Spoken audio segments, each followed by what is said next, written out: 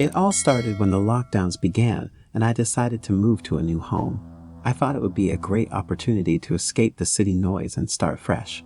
The new house was located on the outskirts of town, surrounded by dense forests and fields. I was excited to spend my days in peace and solitude. But things took a turn for the worse after only a week of staying there. I began to hear strange noises coming from a neighboring house. At first, I thought it was just the wind or the creaking of old wooden floors, but as the days went by, the noises grew louder and more frequent. They sounded like screams and moans, as if someone was in terrible pain. I couldn't ignore it any longer, so I decided to call the police. They arrived at my door within minutes and followed me to the neighbor's house. We searched the entire property, but we couldn't find any signs of life.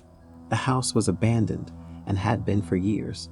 I was relieved that there was no danger, but the strange noises continued.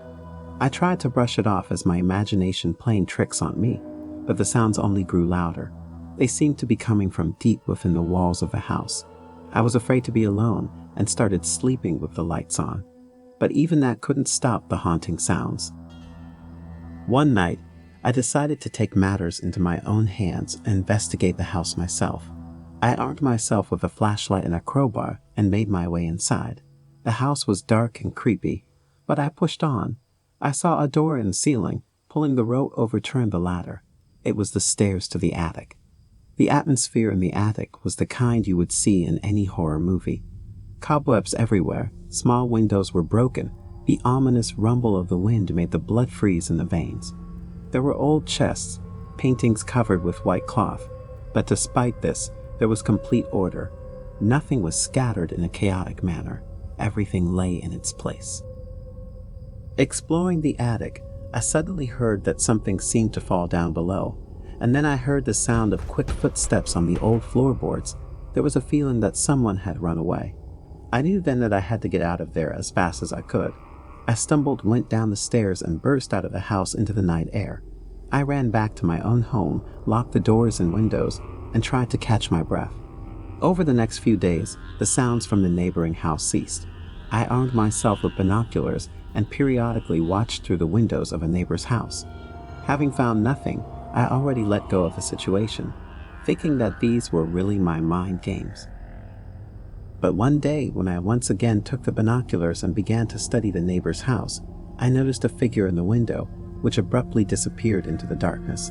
I could not believe my eyes, but at first glance it was the figure of a child of about 10 years old.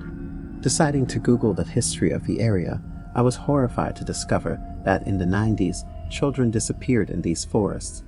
Some were found alive and they could not tell anything at all. Some were not found at all. I called the real estate agent to find out exactly what happened in this house. At first, she tried to calm me down, but by doing so, she disturbed me even more. It turned out that 20 years ago, a family with 2 children lived in this house, son and daughter. The daughter once disappeared. They could not find her, like many other children. After that, the family decided to move, but a few years later, quite by accident, mushroom pickers found a bear's lair in the forest, and inside there were a large number of bones. It turned out that those missing children were bear victims. However, the authorities of the town insisted that in the entire history of these forests, there was not a single bear. A strange and at the same time terrible story. Questions still torment me. If it wasn't a bear, then who? I've been on a few dates with this girl. I didn't notice any red flags and thought she was really sweet. Right at the beginning of the November lockdown, I went to hers for drinks. We ended up making out.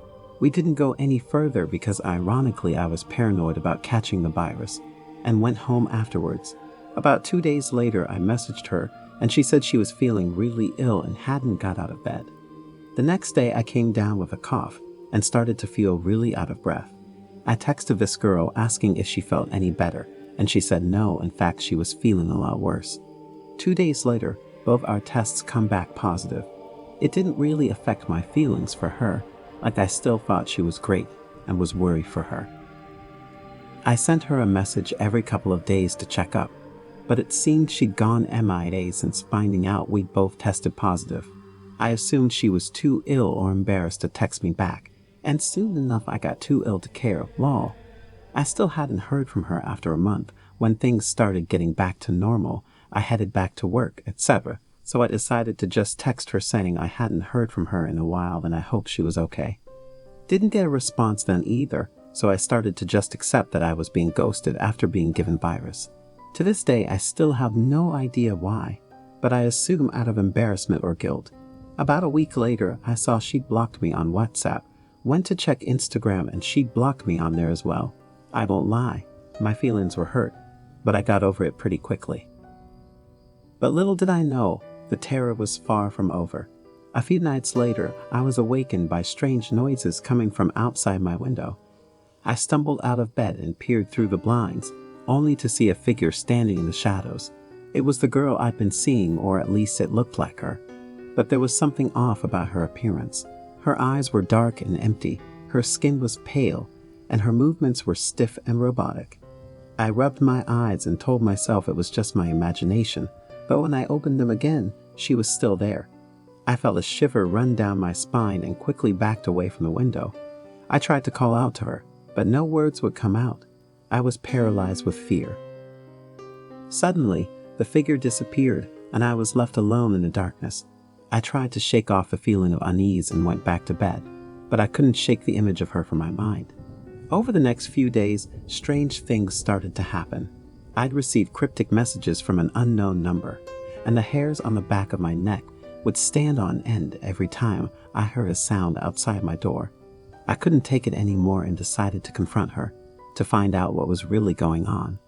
In the end, I found out that she suffered from sleepwalking, and what I saw that night was really her, and all those sounds were just a figment of my imagination. But strange messages from unknown numbers are still a mystery to me. The girl, whose name was Sarah, was a young and successful graphic designer who had decided to leave the city in its chaos to live in her grandmother's old house in the suburbs. The house was beautiful and surrounded by a large garden, but it was also very isolated and far from the nearest neighbors. At first, Sarah was happy to have the peace and quiet she needed to focus on her work, but after a few days, she started to feel lonely and longed for human interaction. That's when she decided to join a social network to meet new people and make some friends. One day, Sarah met a guy named Jack on the network. They started talking and quickly hit it off. They talked about everything, from their interests and hobbies to their deepest fears and dreams. Over time, their conversations became longer, and they developed a strong bond. One evening, Jack asked Sarah if she wanted to meet in person. She was hesitant at first, but then she decided to take a chance. After all, he seemed like such a nice and trustworthy guy. They agreed to meet at Sarah's house, and she prepared a dinner to welcome him. The night was magical. They laughed, talked, and danced until late. Sarah felt like she had finally found someone who truly understood her. When they said goodnight and went to bed, Sarah felt a warm feeling in her heart. The next morning, Sarah woke up to an empty house. Jack was nowhere to be found. She went to the kitchen, but he had not left a note or anything. She went online to check if he had messaged her, but there was no trace of him. She tried to access his profile, but it seemed to have disappeared. She couldn't believe what was happening. Sarah started to ask the neighbors about Jack, but none of them had ever heard of him. She even went to the house he said he lived in, but it was occupied by an elderly couple who had never seen him before. The couple told Sarah that their son had died in a car accident 15 years ago and that they lived there alone. But their son's name was Frankie, so this was definitely not the guy she spent the night with. At least she thought so. For several days she could not forget it. She did not sleep at night and thought about him. Was he at all? Maybe she made it up? No, he definitely existed. Otherwise, she went crazy. She shared her story on Reddit and was surprised when in the comments some people wrote that they had talked with this guy and some actually met him. They accurately described his appearance and also wrote that he disappeared without a trace. The feeling of confusion did not leave her, and she decided to find out who the guy was. At least now she was sure that Jack had been with her that night and that she hadn't lost her mind. She went back to the house where the elderly couple lived. She began to ask him more detail about their son, telling her story along the way. The couple showed an old-school photo album, his photographs.